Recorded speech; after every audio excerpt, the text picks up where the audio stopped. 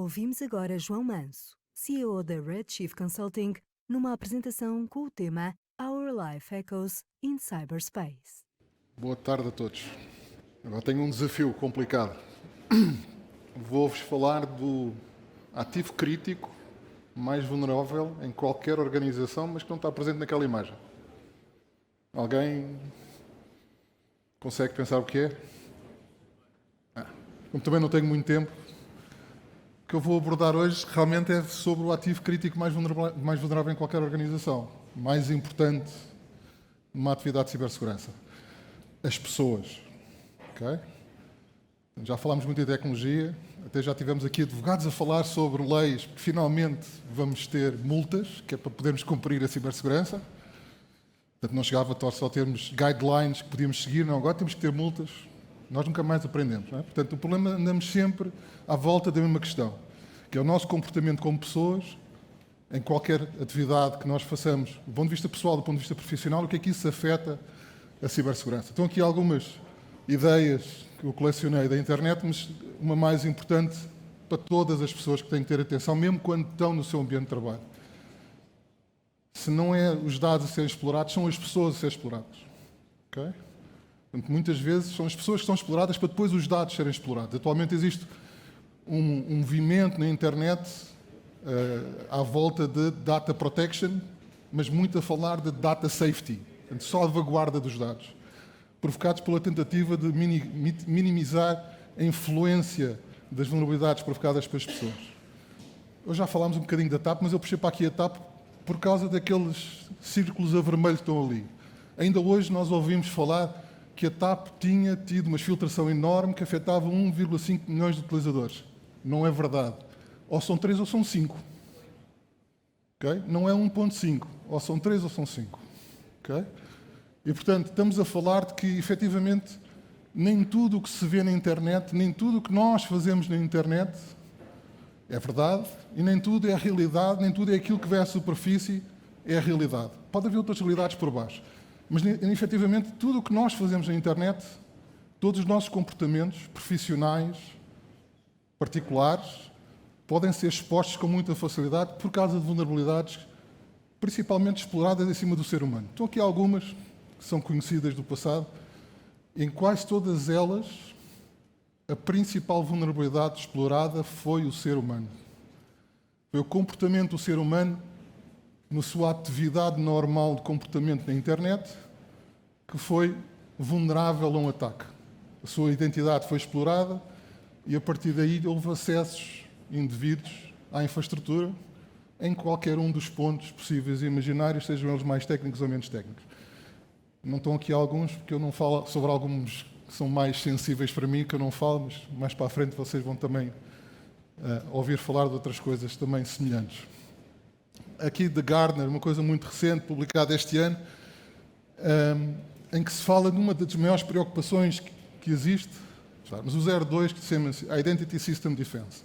Voltamos outra vez a tentar preocupar-nos com aquilo que é a gestão das identidades e a proteção das identidades. Garantir que quem está a trabalhar nas organizações é mesmo quem diz, quem a gente conhece, quem a gente autorizou. Okay?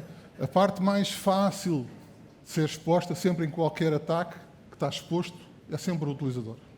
Eu estou-me a repetir, mas é para vocês perceberem que é mesmo esse o problema. Quando falamos nesta sondagem que foi feita pelo Financials Online, outra vez o que está ali, se vocês repararem nos ataques mais comuns, 5 deles são sobre pessoas.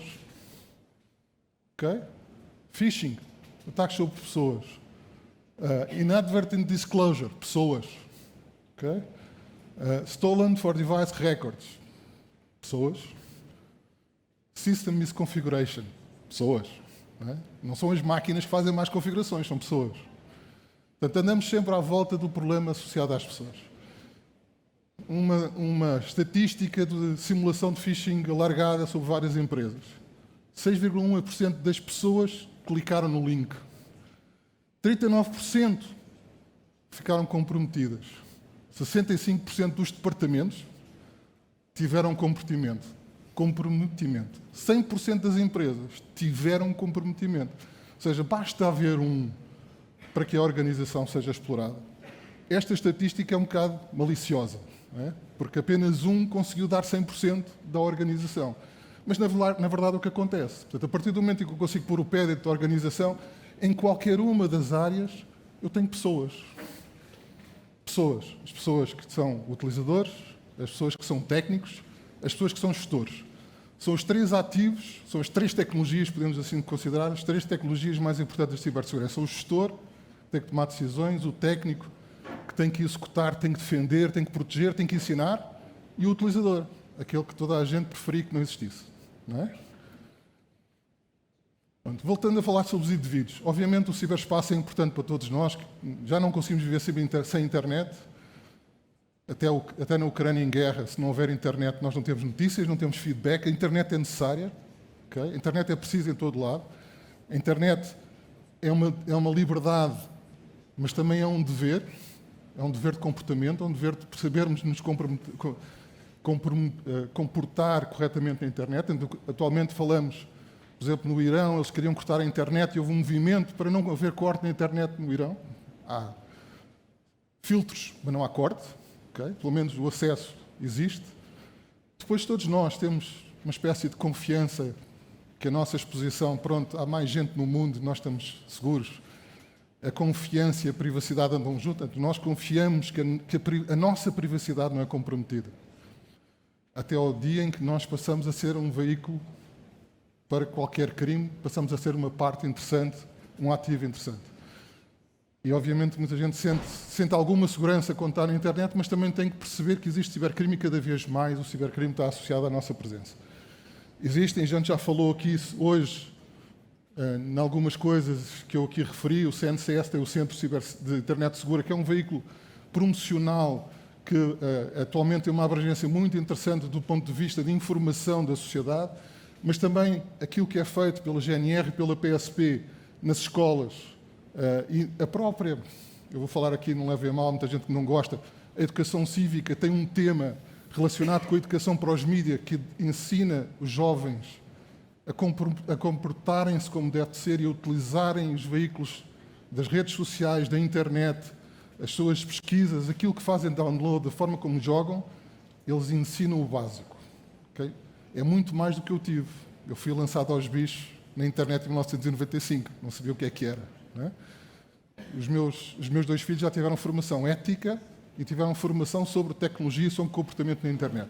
Do futuro vai-se fazendo caminhando, mas efetivamente ainda temos muitas coisas para fazer. E obviamente a coisa mais importante para qualquer organização é fazer treino, simulação, técnica, awareness dos seus próprios utilizadores. E, portanto, nós, as unidades de carbono, que andamos no ciberespaço, já se falou aqui também de unidades de carbono, eu estou-me a repetir um bocadinho, mas estou a acelerar porque já houve muita gente antes de mim a falar sobre muitas coisas. Falamos sempre de partilhas, mas andamos sempre a tentar que a nossa identidade, que as nossas credenciais, as nossas passwords não sejam comprometidas. Mas partilhamos muitas delas na internet.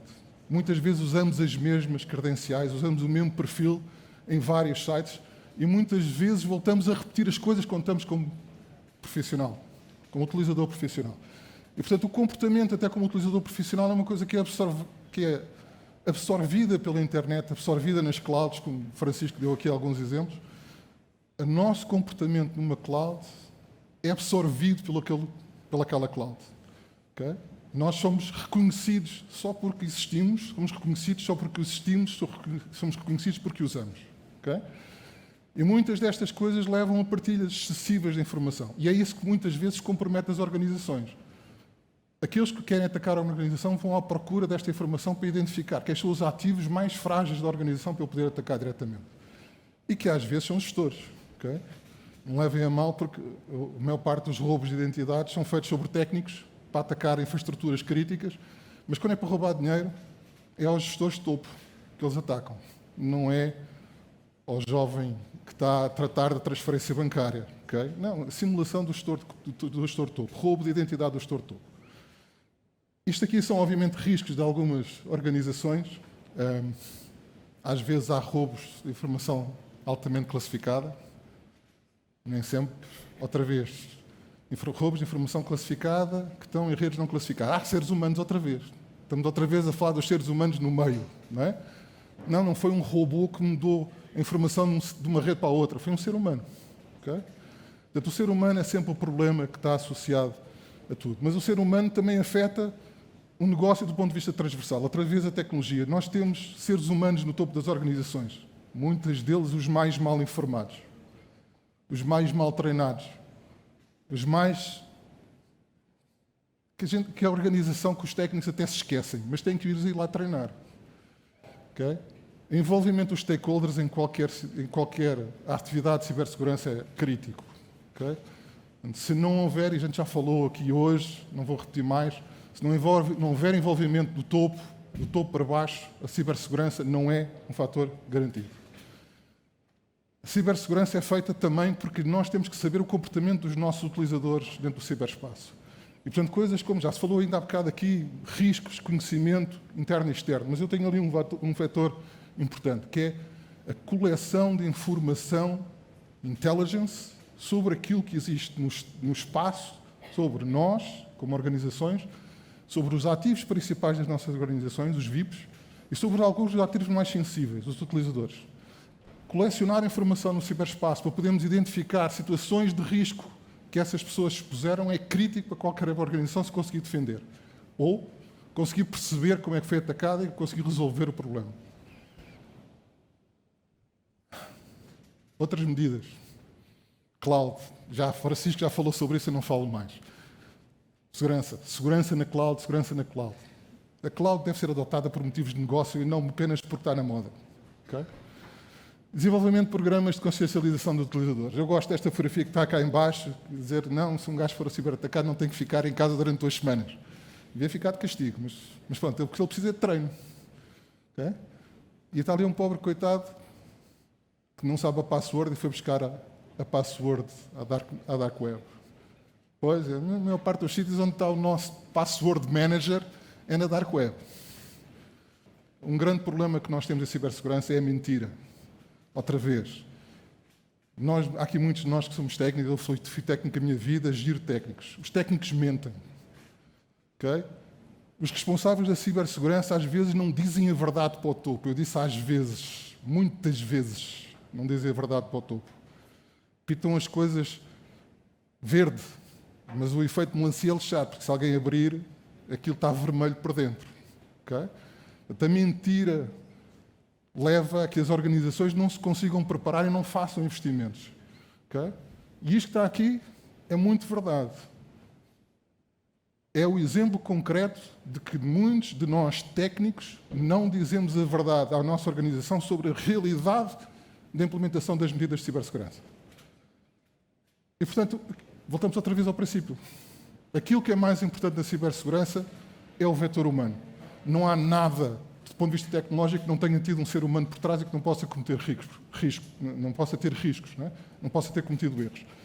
E, portanto, se todos os elementos da organização forem tratados como um liability, como um risco, e tiverem treino, tiverem consciencialização, tiverem acompanhamento,